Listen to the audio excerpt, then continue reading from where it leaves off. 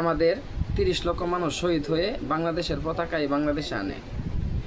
এই বাংলাদেশের পতাকার মধ্যে থরস অফ বিলালের মতো এটা কন্টেন্ট ক্রিয়েটরের ছবি। Oh my god. এটা আমি আপনাদের কাছে এই বিচারটা দিলাম, আপনারা বলবেন।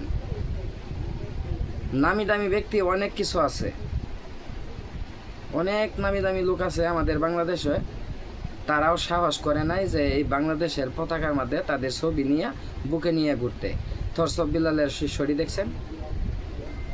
থরস অফ বিলালের শিষ্যরা দেখছেন? এটা মনে হয় নিশা খা, গাঞ্জা খা, গাঞ্জা খায়া হেরা মনে হয় ছবি বানাইছে, ছবি বানায় হেরা বুকে নিয়ে ঘুরতেছে। থরস অফ বিলালটা দেখাই বেড়াইছে যে লাল লাল সবুজের পতাকার মধ্যে তার ছবি দিছে। কত গর্বিত হে। ও ও নো, হোয়াট ইজ দিস?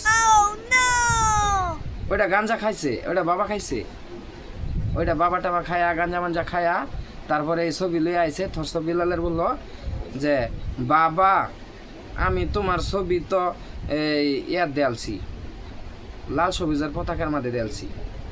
কত গর্বিত, আহা কি সারগীত, কত সুন্দর সারগীত, কত সুন্দর শিষ্য।